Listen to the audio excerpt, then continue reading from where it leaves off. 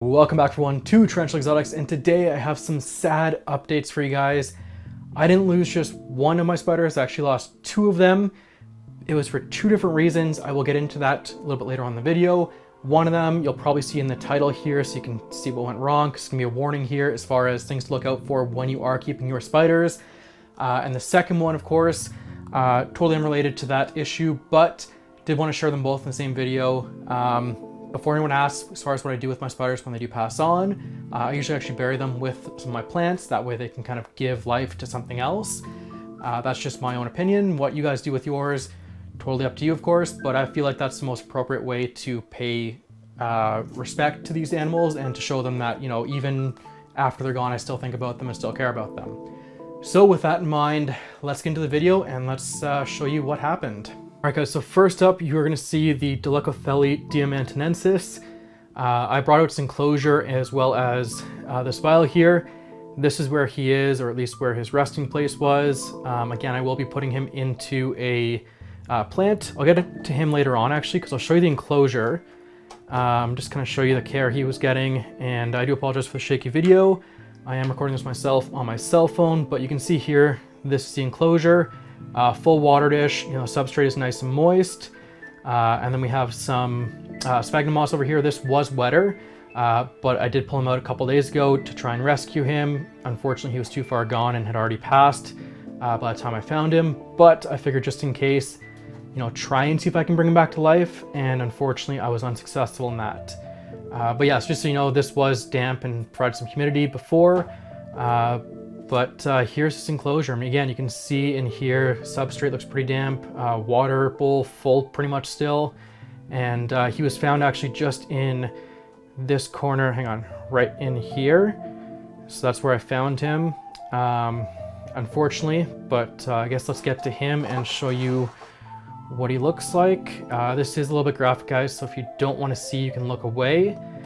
This is very sad for me to kind of show off, but I mean, this is part of the hobby and things you gotta see. So as we can see in there, he is right in there. This is obviously a different color than what he should be, which leads me to believe that at some point there was some mold in this enclosure somewhere. I didn't really see it. I'm trying to look around in here and I don't see any signs of mold, and maybe it's just because he passed away a couple days ago that he started to mold, but I have a feeling that some sort of mold had gotten into the enclosure somehow, so this enclosure will be fully sterilized before it's ever used for something else. But yeah, here he is in the vial here. Like I said, unfortunately he was gone when I got to him, and the fact that he's now started to mold makes me think that it was a mold issue, and he just couldn't survive it, especially as spiderlings. They're very sensitive to changes in their environment, and mold can definitely be toxic to them. As we're seeing here. So that's my guess. Again, it's totally possible that this is just because he passed away and it's been a few days, but I don't believe so. I really do think there was some sort of mold issue and I just couldn't see it. So I've been a lot more careful with the rest of my spiders to make sure that that's not an issue going forward. It's a learning lesson, and it's just unfortunate that the learning lesson had to come at the expense of one of my babies. So switching gears, this is actually the other one I found that passed away. Again, this is very sad, but I'm fairly certain this was from an unrelated reason. As we open up the cage, I don't know if you guys can see on video, but there is a ton of silk here. Hopefully you guys can see that moving around. And that's because this little guy was my black widow, and he is right there. Hopefully I can get it to focus. So he's right there. You can just kind of see him.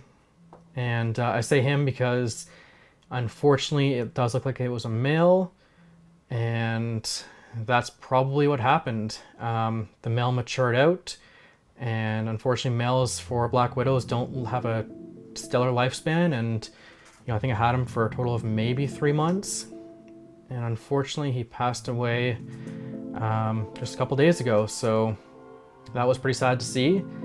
This is actually one of my favorite spiders in my entire collection. I loved how they ate, I loved how they webbed everything up. But unfortunately, this guy has passed on. Again, I'll be burying him with a plant. We can see here they probably died around the same time, yet there's no mold on him, which is what leads me to believe that the Dolichothele there was a mold issue with him, because I've had tarantulas pass away in the past, but they've never molded out within a couple days or that quickly. So I'm thinking there was an issue in his enclosure. This one, unfortunately, again, just matured out. It happens, unfortunately. I'll probably end up picking up a lot more of these guys. I really like the Black Widows. I think they're amazing to work with. I think they're fun to watch. And I didn't get any feeding videos on this guy before he passed away, which is unfortunate, because his last feeding video, I actually sat there and watched him the entire time. And I just kept thinking, man, this would make a great video. But I put it off thinking, okay, it's okay, I'll get the next one. And unfortunately, the next one never came because he passed away. So I do apologize for the quality. Again, I'm recording on my cell phone. I know it's not the best quality, but yeah. So, some sad news.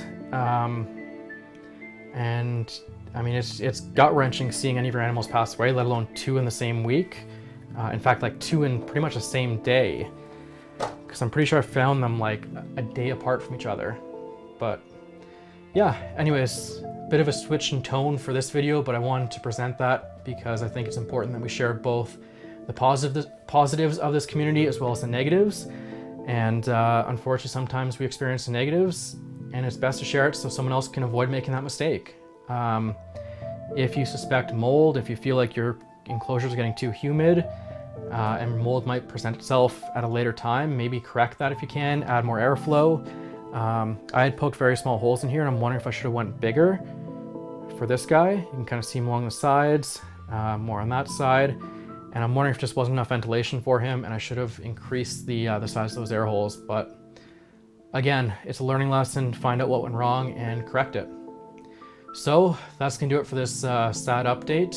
But thank you all so much for watching, and I will see you in the next one.